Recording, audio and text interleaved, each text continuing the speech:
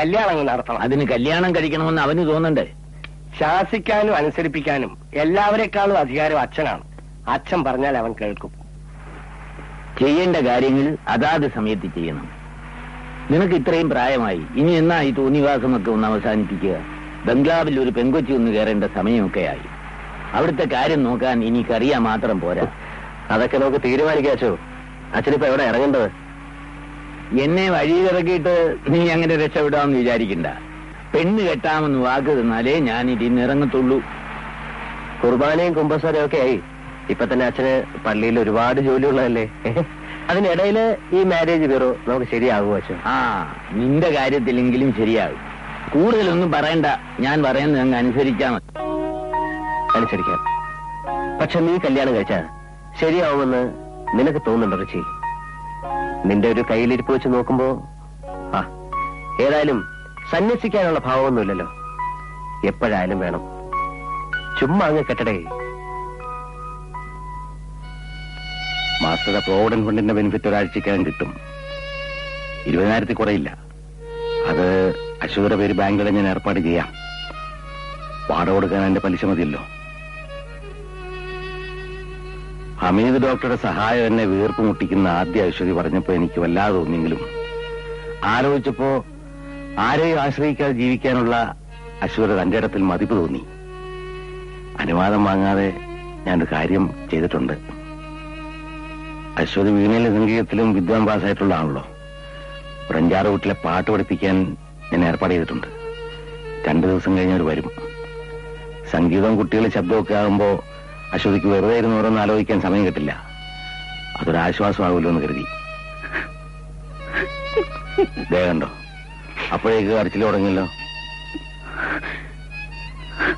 അശ്വതി ഇങ്ങനെ കരഞ്ഞു കാലം കഴിക്കാന്ന് ഭാവമെങ്കിൽ ഹമീദ് ഡോക്ടർ ഇനി ഇങ്ങോട്ട് വരില്ല.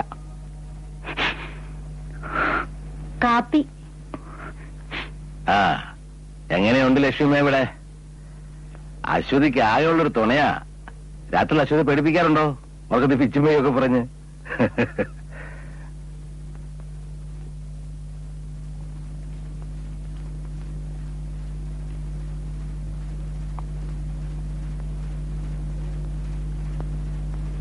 നാളെ റിച്ചാർഡിന്റെ കല്യാണമാണ്.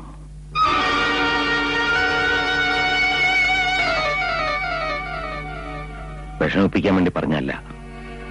എല്ലാ വേദനകളും ഉള്ളിലൊതുക്കിക്കൊണ്ടുള്ള ഈ നിപ്പ് കാണുമ്പോ, ഈ കണ്ണീര് കാണുമ്പോ സഹിക്കാൻ കഴിയുന്നില്ല കുട്ടി.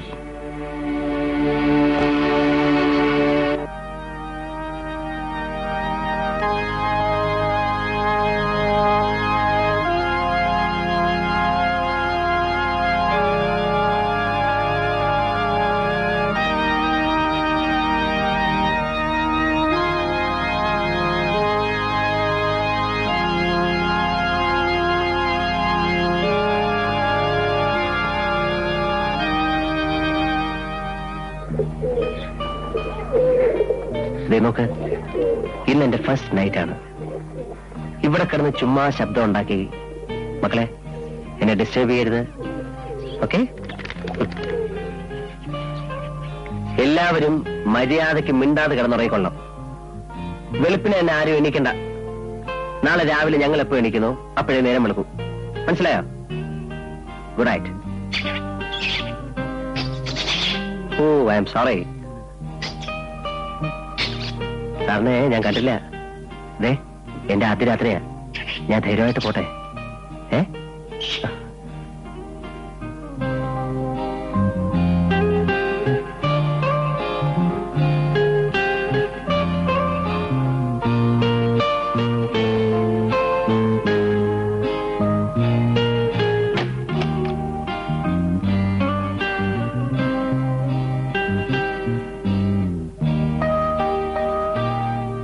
Sophia, sweet name, as sweet as you are. എടാ മണ്ട, ഇത് നിന്റെ ഭാര്യ. പെണ്ണുങ്ങളെ വളയ്ക്കുമ്പോഴുള്ള നിന്റെ ഒരുമാതിരി പൂവാല സ്റ്റൈലും വളിച്ച പഞ്ചാര വാക്കുകളും ഇവിടെ എടുത്ത് വിളമ്പി നല്ലൊരു ഫസ്റ്റ് നൈറ്റ് കൊളാക്കലടാ. സോഫിയ, എന്താ നാണമാണോ? ആദ്യ രാത്രിയിൽ പെണ്ണ് നാണിച്ച് തലതാഴ്ത്തിരിക്കുക എന്നുള്ളതൊക്കെ ഔട്ട് ഓഫ് ഫാഷനാണ്. ഇങ്ങോട്ട് നോക്കിയേ. ഒന്നുമില്ലെങ്കിലും സോഫിയ പട്ടണത്തിൽ ജനിച്ചു വളർന്ന പെണ്ണല്ലേ? കമാൺ. എന്താ സോഫിയ, എന്ത് പറ്റി? എനിക്ക് നാണമാണെന്ന് നിങ്ങൾ പറഞ്ഞത് ശരിയാണ്. I feel really ashamed.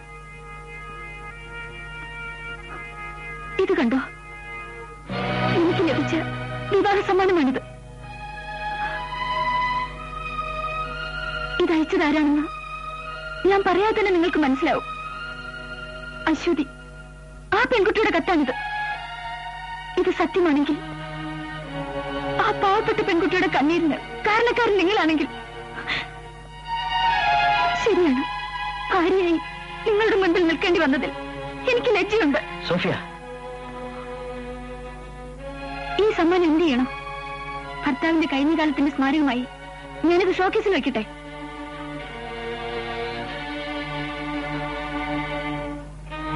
പണവും സ്വാതന്ത്ര്യവും ആവശ്യത്തിലേറെയുള്ള ഒരു ചെറുപ്പക്കാരന്റെ വിവാഹത്തിന് മുൻപുള്ള ജീവിതം കുറെയൊക്കെ എനിക്ക് ഊഹിക്കാൻ കഴിയും.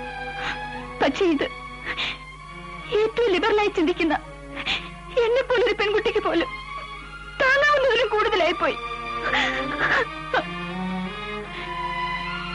ഭാര്യ പതിവൃതിയായിരിക്കണമെന്ന് എല്ലാ പുരുഷന്മാർക്കും നിർബന്ധമുണ്ട്. ഭർത്താവിനും ആ പരിശുദ്ധി വേണമെന്ന് ആഗ്രഹിക്കാനുള്ള അവകാശമെങ്കിലും ഭാര്യയ്ക്കില്ലേ?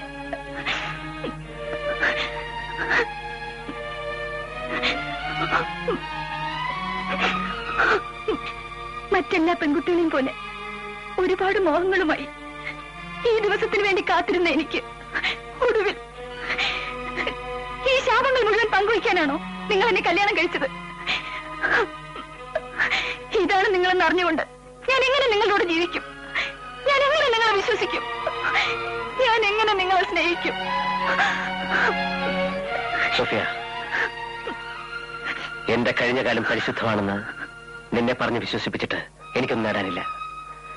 ജീവിതത്തിൽ ഇന്നോളം ചെയ്തതൊക്കെ തെറ്റോ ശരിയോ ഒരിക്കലും ഒരിടത്തും നിഷേധിച്ചിട്ടില്ല, നിഷേധിക്കുന്നുമില്ല. കടിഞ്ഞാണില്ലാത്ത ജീവിതമായിരുന്നു ഇന്നുവരെ. വളർന്നു വന്ന സാഹചര്യങ്ങൾ കൊണ്ടാവാം തെറ്റും ശരിയും വേർതിരിച്ച് കാണാനുള്ള മനസ്സ് എനിക്ക് പണ്ടേ നഷ്ടപ്പെട്ടു പോയിരുന്നു. പണം കൊടുത്ത് വിലയ്ക്ക് വാങ്ങിയ സ്നേഹം, സന്തോഷം, ആഗ്രഹിച്ചൊക്കെ നേടിയെടുക്കാനുള്ള ആവേശം, സ്വന്തം നേട്ടങ്ങളുടെ മുമ്പിൽ ആർക്കൊക്കെ എന്തൊക്കെ നഷ്ടപ്പെട്ടുവെന്ന് ഞാൻ ചിന്തിച്ചില്ല. അശ്വതിയുടെ ജീവിതം നശിപ്പിച്ചത് ഞാനാണ്, സമ്മതിക്കുന്നു.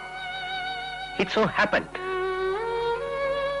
ഇപ്പൊ എന്റെ തെറ്റുകളുടെ പേരിൽ സോഫിയയുടെ ജീവിതമെങ്കിലും നശിക്കാതിരിക്കാൻ പറയൂ, ഞാൻ എന്ത് ചെയ്യണം? ഈ ബന്ധം ഇവിടെ വെച്ച് അവസാനിപ്പിക്കാനാണ് സോഫിയക്ക് തോന്നുന്നെങ്കിൽ മടിക്കണ്ട. എന്റെ പാപത്തിന്റെ നിലയിൽ നിന്ന് രക്ഷപ്പെടാൻ സോഫിയക്കെങ്കിലും കഴിയുമല്ലോ. അതല്ല, തെറ്റ് തിരുത്താനുള്ള ഒരു അവസരം തരുമെങ്കിൽ ഒരു കുംഭസാരത്തിന്റെ വിശുദ്ധിയോടെ ഞാൻ പറയുകയാണ്, എന്റെ പാസ്റ്റ് ഒരു ദുസ്വപ്നമാണെന്ന് കരുതി മറക്കുക.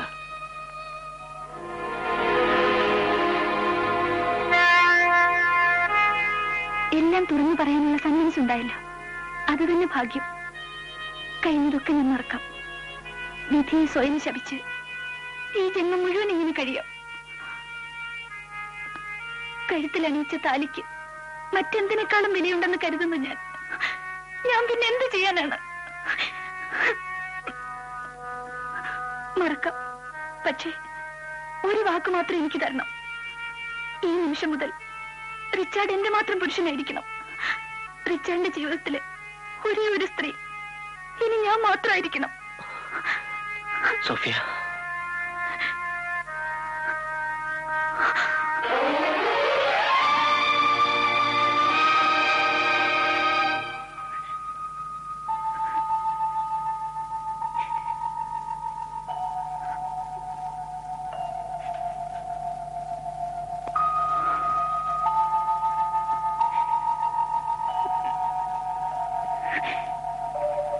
ചെയ്തത് തെറ്റാണോ കുമാരേട്ട?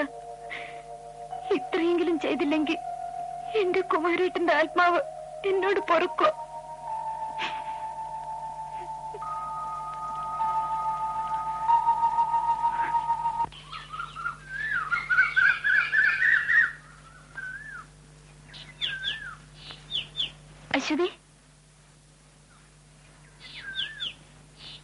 അശ്വതിയെ കാണാനാ ഞാനിവിടെ നിന്നത്.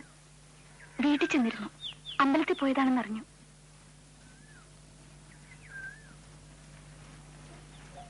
അശ്വതി എന്നെ ഇതിനു മുമ്പ് കണ്ടിട്ടുണ്ടാവില്ല. ഓ ഇല്ല, ഞാൻ സോഫിയ. പേര് പറഞ്ഞ മനസ്സിലാവില്ല.